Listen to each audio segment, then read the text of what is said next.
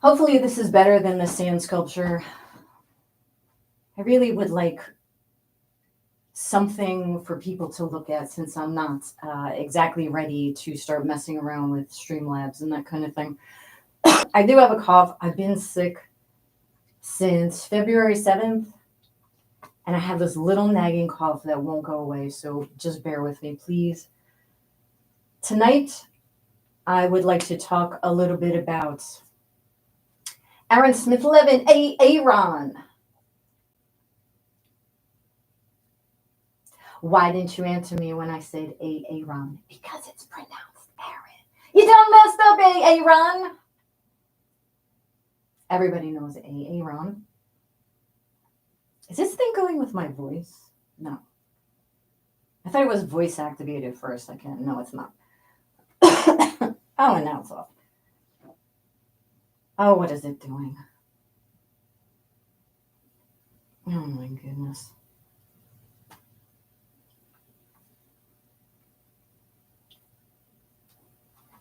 Hang on just a second.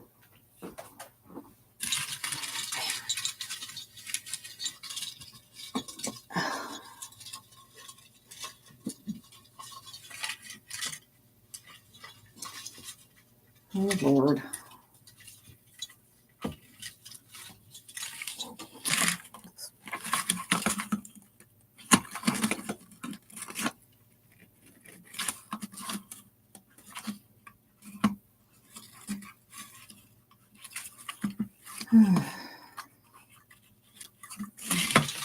That's not wrong. That's the wrong button. There we go.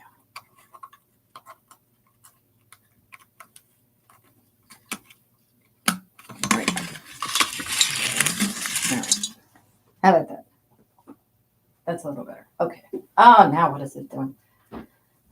Before we start talking, I'm so disorganized.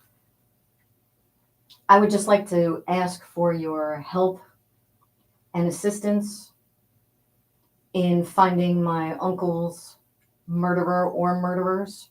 My uncle was killed in his home on October 4th, 2011. His name was Charles Panchery, Panchery, and he was killed in his home in Elizabeth, New Jersey. If you have any information leading to the arrest and conviction of suspect or suspects or any information at all, please call 1-800-CRIME-STOPPERS. Again, it's Charles Panchery, Panchery. He was killed in his home in Elizabeth, New Jersey on October 4th, 2011. Thank you. All right, theme song time. Who's the girl who never picks up her phone? Who's the girl who's always at home? Who's the girl who loves to bitch and moan? Well, her name is M-U-B-B-O. M-U-B-B-O. That's me, Bubba. So first and foremost, I want to talk a little bit about Aaron Smith-Levin. Not a whole lot, and this will probably be my only video. I first heard of Aaron when all of this Danny Masterson stuff was coming out. And I, like other people, knew who Danny Masterson was. He was the actor from that 70s show, and he was the cute one on the show, I thought. Excuse me. And I knew that he was kind of involved with Scientology, but I didn't know all that much about Scientology. Same with Tom Cruise. And I really had no idea about John Travolta. I didn't even know that Travolta was in Scientology because I'm kind of out of it.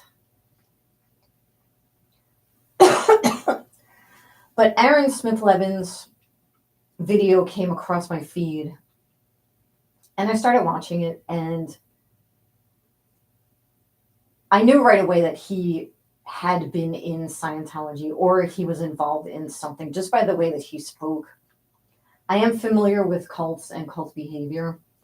And I mentioned this in my last video. I did some work for the Jonestown Initiative where I listened to some tapes requested through the Freedom of Information Act, and then I would transcribe the tapes.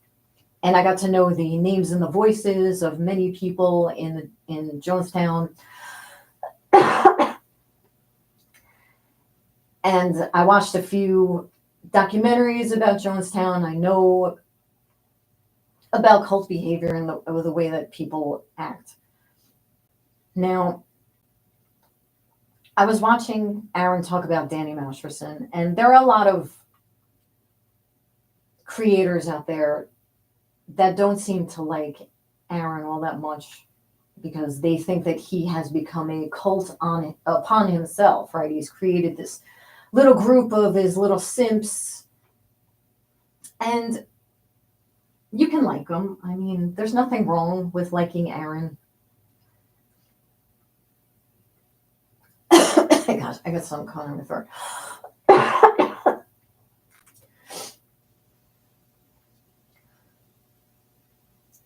But it becomes a danger when somebody is too influential and starts becoming their own ology, if you will, Aaronology.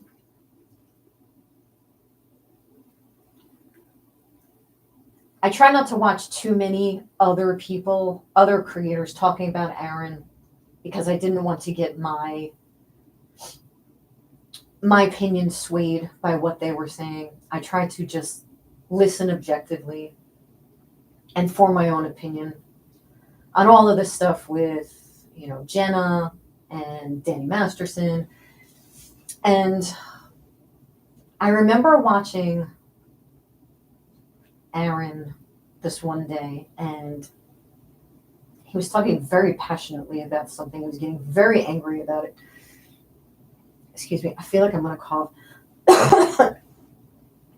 He was getting very angry about it, and he was staring very intently into the camera.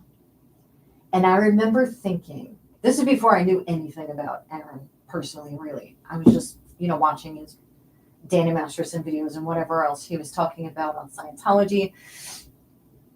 And it just popped into my head, Aaron would probably be a real asshole if he was a cop.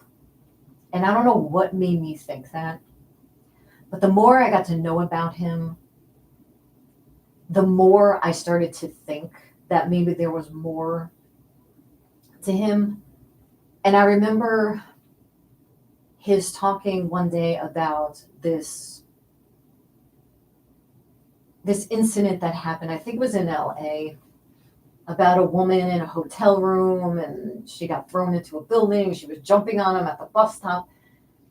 And at the time, I'm just thinking, oh, he's one of these people that just attracts drama. I am too.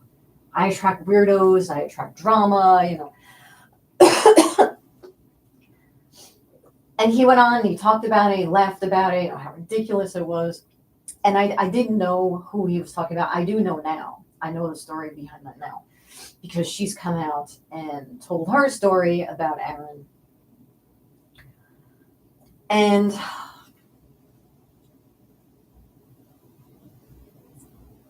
I started wondering if there was more than meets the eye. He got very emotional when he would speak about the damage that Scientology had done to him and to others. And you can say that he's playing for the camera, but I absolutely do believe when he says that, what does he know? He was in a cult. I really do believe that. If you come out of a cult, you don't just leave the cult behind. And from what I understand, Aaron was in there from a very early age. So I do believe it when he says it's all he knows. He has a very bastardized idea about relationships and about life and how to behave. You don't just bounce out of a cult and say, okay, everybody, here I am. I'm ready to take my place in polite society, and I know how to treat people, and I know how to behave in relationships, and I know how to respect people. When you're taught not to respect people, when you're taught to intimidate them, when you're encouraged to intimidate people. Now, I don't exactly know what Aaron's job was. I'm sure he did say it in another video. I think he was with the C word, and he might have been an auditor. And from what I understand, the job of an auditor is to break you down and question you and keep questioning you until you admit to things that you never did. And I'm sure that Aaron was probably very good at that, because he has a very domineering personality, and he's a big guy, and his eyes just like bore into your soul. And I'm sure he can get you to admit things that you never should be admitting to. And I was watching a video about, his name's Neil Gaiman, I believe it is. And it had a child. Somebody took a statement from a child and what was done to this child and how this child was punished and questioned. And Aaron started getting very upset at this. And I think he gets upset at this not necessarily because he feels the pain of the child or the people on the receiving end, but I think he feels it because he acknowledges that he was part of this machine. He was part of this monster of Scientology. Excuse me. Oh my gosh.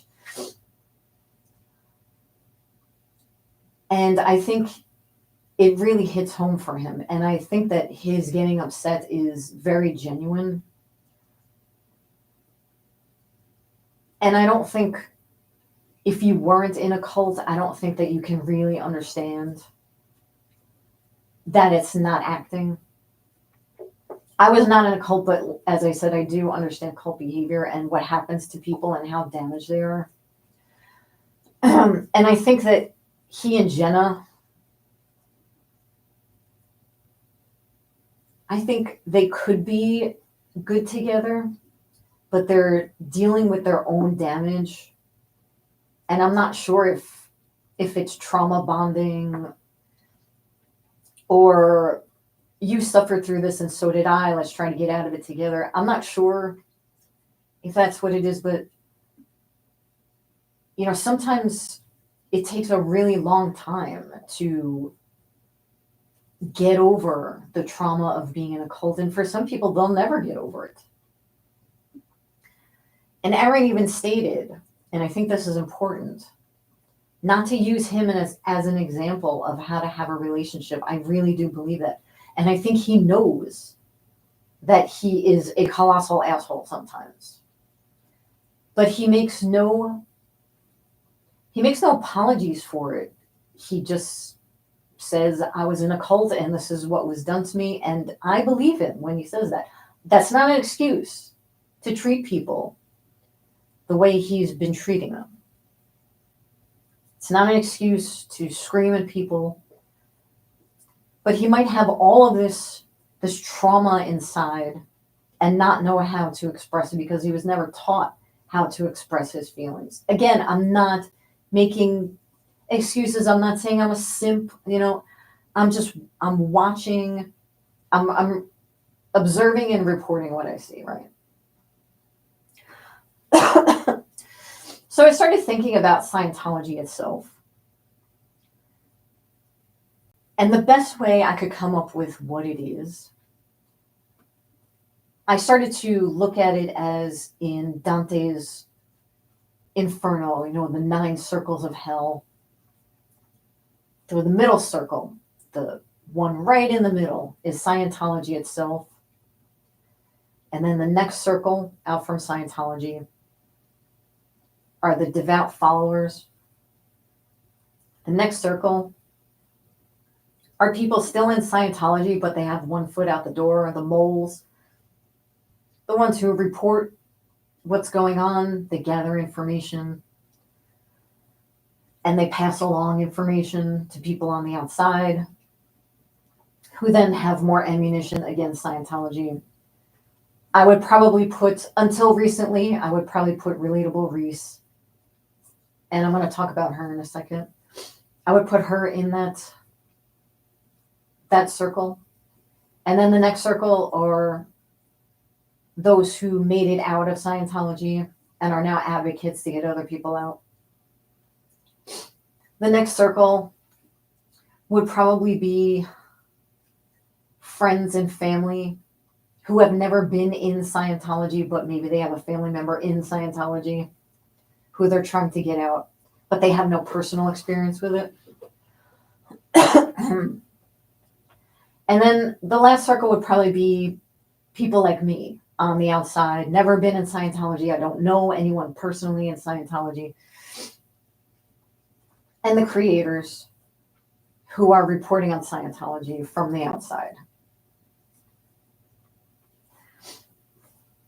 Now, I wanted to just say something really quick about Relatable Reese, and I am so glad that I waited until today, because boy, has my opinion changed.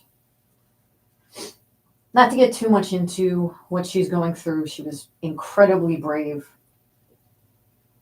very ballsy to do what she did. But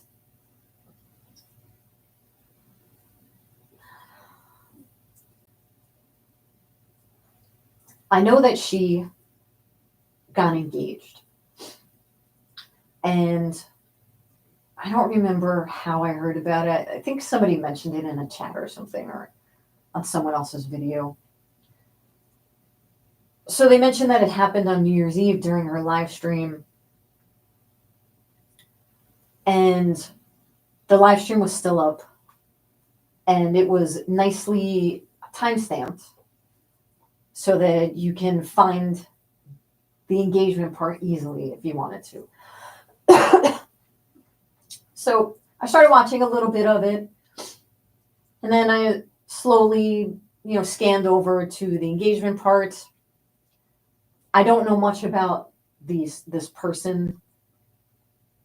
What's his name? Tommy. I don't know much about him at all. Him being on Reese's video was the first time I'd ever seen him. Although I think I have heard his name. And I thought, wow, that is such a nice surprise. Wow, he seems like a really nice guy. Look at him. He's hiding the ring and making a game out of it. And something that should have been such a joyous time. He put that on her finger, and I saw absolute terror on her face. Now, I know that Reese had a difficult first marriage. So I just attributed it to, maybe she's not married to jump back in. Oh, maybe she's not ready to jump back in. This is very new. She's coming out of Scientology. She's now expected to just live this normal life as, Mr. and Mrs. America,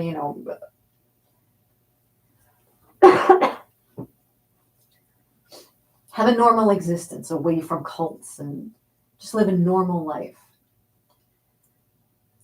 And I think that's, in my head, I thought maybe that's what was scaring her. But now that I know what I know, I'm glad that I didn't say anything. Because I had no idea what she went through before all of this. All of that New Year's Eve stuff. And I'm really glad that I didn't say anything, because I would have been totally wrong. I'm sorry about my voice. Now, there's this other creator. I'm not going to say his name. His name starts with a T. And he seems to be all in on this. A-Aron has become a cult unto himself. And everyone that follows him is now in the cult. And if you follow A-Aron, you're a simp. And he's more destructive. And what's he actually done? And he kind of said, why is Aaron talking about Danny Masterson? And he kind of made it seem like Aaron was just talking about Danny to get clicks. And no doubt, Aaron's videos on Danny Masterson do very well because it was a huge story. And not a lot of people were covering it in such honesty the way that Aaron was.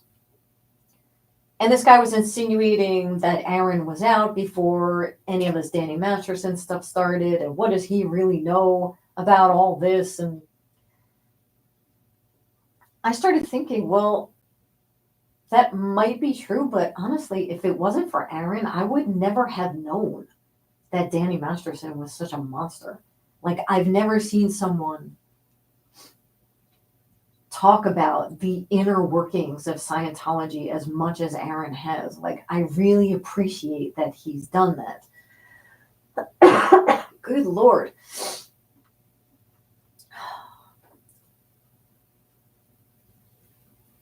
So if it wasn't for Aaron, the long and short of it is, I would never have known. So I thank Aaron for at least opening that door for me. But I still stand by what I said, that he would probably be a complete asshole if he was a cop. There was one other thing that this creator said, this guy whose name starts with a T. And I wish that he would have expounded on it because it's so interesting. He touched on it and then he moved on to something else. And then he went right back to the low-hanging fruit. Oh, it's the cult and Aaron, the cult of Aaron. He's got all his followers. He said something to the effect of, how much of Aaron is Scientology and how much of Aaron is Aaron? And I think that's an interesting question for anybody that comes out of a cult. Anybody who's involved in something so deeply as Aaron was. He was all in. And as I stated, you can't just walk away from that and just leave it all behind. It stays with you, and he might be like that forever. He might just be this very domineering, loud personality that yelling and screaming has gotten him results in the past, so why wouldn't he continue that behavior to get results from people? Get desired results. If he wants you to do something, he can become a very domineering person and force you into doing it.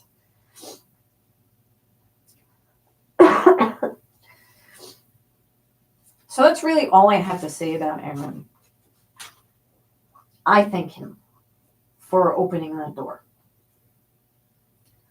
Now, I like to parlay this into a story that kind of hinges on the idea of how much of Scientology is Aaron and how much of it is Aaron. And this goes back, we're going to go way back. We're going to way back. Here we're going in the way back. Way back. Maybe a little more. All right, maybe a little bit more. Okay. We're going to go back to about mid-2000s. So, well, 2010s. I have my notes here.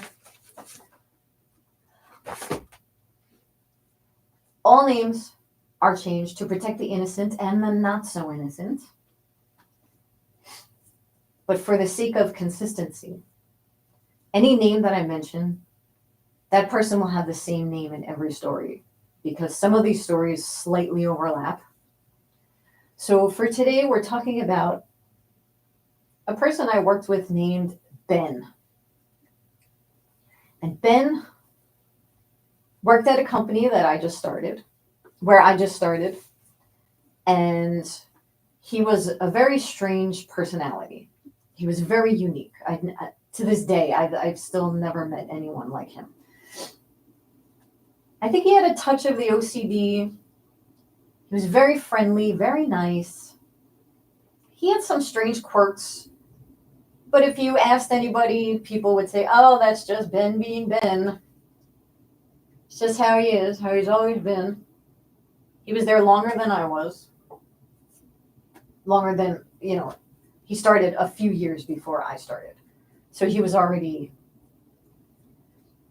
he already knew the job and all of that, and had a lot of friends in the company. And so he had his own separate work to do, and we had our own separate work to do. It was me and another girl. I'm just going to call her Nancy. Nancy had her work, I had mine, and Ben had his. So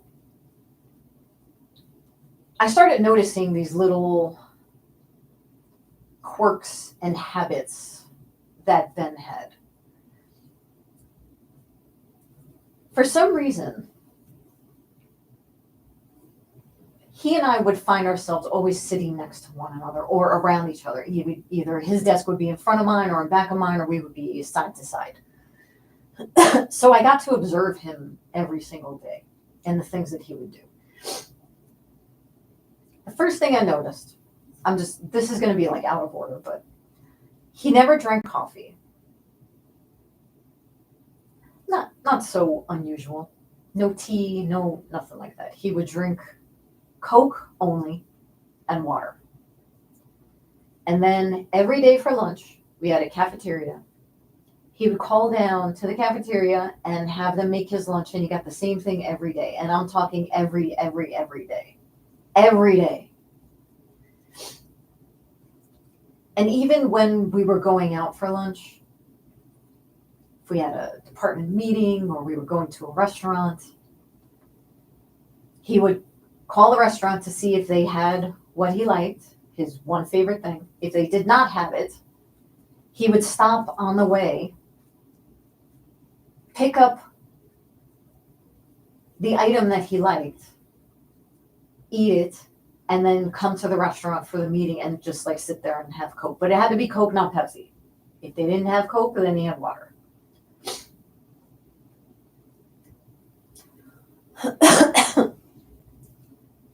He also ate the same thing every day for dinner, as I understand. He would eat a can of tuna fish, dry. He would just open up the can and eat the can of tuna fish. He also went to the gym religiously every day, no matter what the weather, no matter what day it was, what we had going on. Snowstorm, no big deal. I'm going. If the gym is open, he's going. He was in good shape, healthy, except for his diet, which I thought was a little odd, because you really can't eat the same thing every day like that. It's really not good for you. I didn't say anything. He's a grown man. He's in his mid-50s. That's what he wants to do. That's what he wants to do.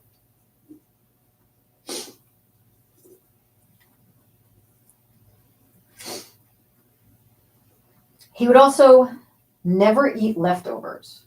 He had this weird thing where if he told a story where if he and his wife went out to eat and he had leftovers, he would tell them just to throw it away.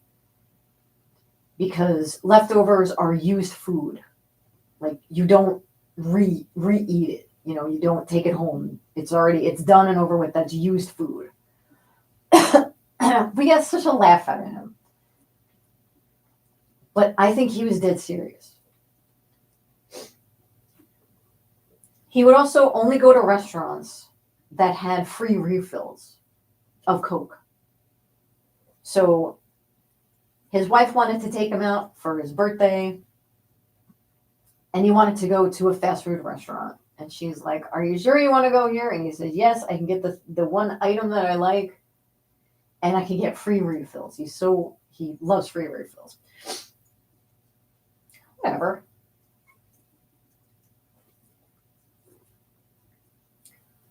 Around 2016-ish,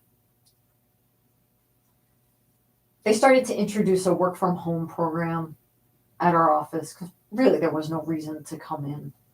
There still isn't. So we started working from home 2 days a week, and then it went to 3 days a week. And then finally he said, "You know what, you could just work from home permanently if you want. We're still welcome to come into the office." And we would go in if I had a print job that I had to run or something that I needed to be in the office for. But Ben would never work from home. He wanted to be in the office always. He would always come in, always, always, always. And he was never out, ever. Never took a day off, hardly ever. And that was a big problem when we hit the end of the year because you could only carry over so many days. So now he was taking like 1 or 2 days a week off every week. And after a while, it was kind of trying because Nancy and I had our own work to do, and then we had to cover his work. And let me tell you, his work was horrible. He had these reports that he would have to reconcile, and they would take like half the day. Even for him, not even for us who didn't really know what we were doing. His work was awful. His job was terrible, you know.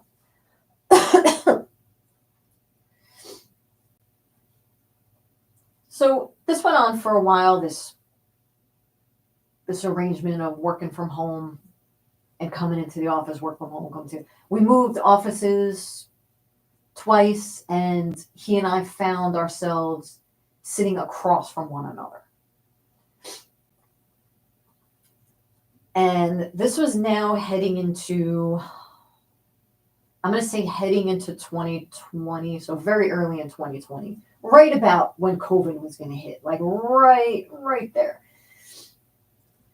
And one day, out of the blue, and I mean out of the blue, he turned to me and he said, "Hey, Mubbo."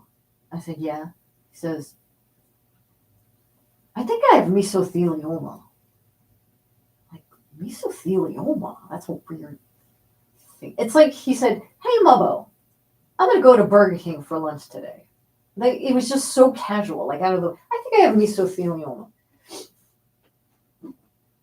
Myself being the research rat that I am, immediately started to look up signs and symptoms of mesothelioma. Now, I had worked with Ben for a few years now at this point. So I knew what I observed. And I'm looking at symptoms of mesothelioma right now. So one of the symptoms is chest pain, shortness of breath, coughing. I wasn't hearing a cough. Hoarseness, no. Difficulty swallowing, no. Weight loss, no. Did he have any swelling? Was he complaining that his chest hurt? No, none of that. Now, you might think that's ridiculous to just come out of the blue and say mesothelioma, but I knew that he worked in a shipyard before he joined our office. And in a shipyard, you come into contact with all kinds of things like asbestos and silica and all these nasty things that can get into your chest and can cause mesothelioma and Legionnaires and all that. And I know this also because I used to work in claims. And some of the claims we would see are chemical companies or oil companies where people were breathing in these particles. But the sneaky thing about things like that is they don't show up. The problems don't show up for years. So you could be acting fine, maybe just have like a little throat irritation, but you don't know that it's causing a lot of damage to your lungs until it's really too late.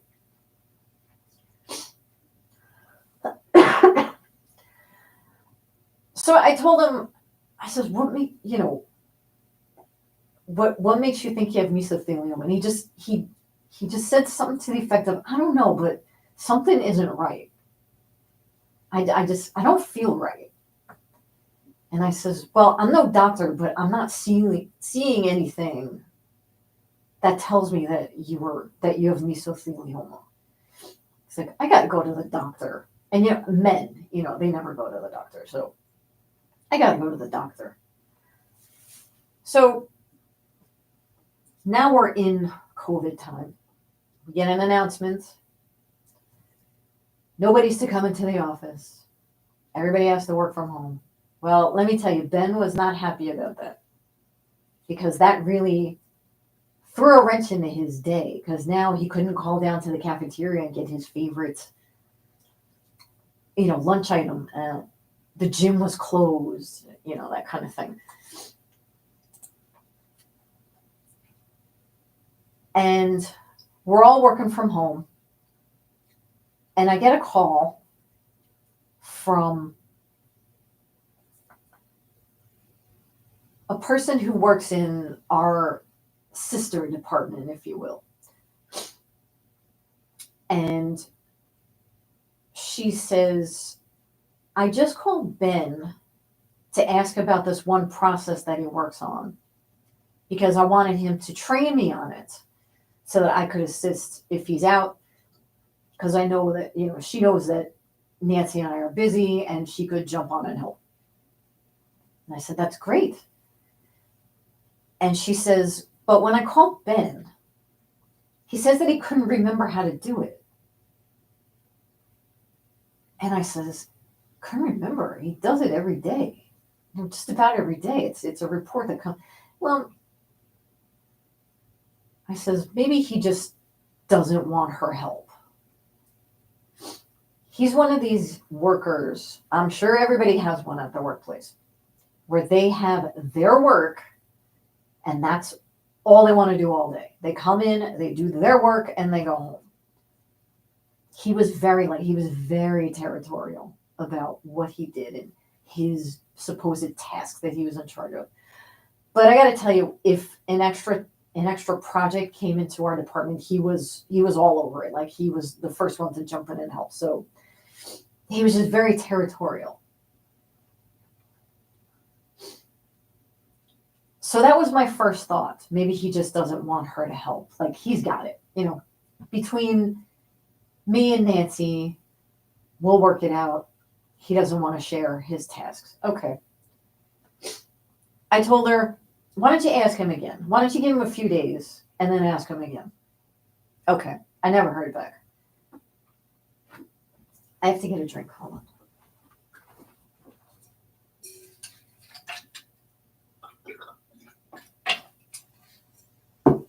A few days later, maybe a couple weeks later, now we're deep in COVID. Nancy calls me. She says, have you talked to Ben recently? No, not that I do. We talk once a week when we're in our department meeting, everybody just checking in. She says, he just called me and said that he couldn't remember how to run the morning process. And I said, what? Now, this is something he did every day. Every day. It was the first thing he came in, he ran this morning process. It was kind of complicated, involved like macros and saving files here and there, renaming things and dragging this here and putting this there and sending a copy here and there. It was a bitch. His job was horrible. Maybe he's just having an off day, I thought. And then Nancy says he sounded confused. He said, I told him to go to the program and he couldn't even see it on his desktop. We were sharing desktops. And I had to show him where it was on his desktop. This is something he did every day. So that got me thinking. That's an issue. So then I don't know why, but I started thinking that maybe he had mercury poisoning. Now I remember there's an actor named Jeremy Piven. And Jeremy Piven used to be on a TV show called Entourage. And he was diagnosed with mercury poisoning because he was eating sushi twice a day for like years. It's a healthy food, low calorie, rich in, oils, the omega oils, but you can't be eating that every day. So then I started to think maybe he has mercury poisoning from the tuna fish. He eats this tuna fish every day, like every day. Nancy was telling me that before I started working there, he invited some of the workers over for like a pizza party to his house, and they did like a little meeting kind of thing. And everybody was eating pizza and he was eating tuna fish out of a can with a fork. Like that's what he eats every day. I said, it's got to be the mercury poisoning. Now, if you look up mercury poisoning, health effects of mercury poisoning, let's see. Loss of vision, lack of coordination, muscle weakness, tremors, headaches, poor performance on tests, mood swings, memory loss, muscle weakness, mental disturbances. I said, maybe that's what it is. I didn't say anything because I'm not a doctor.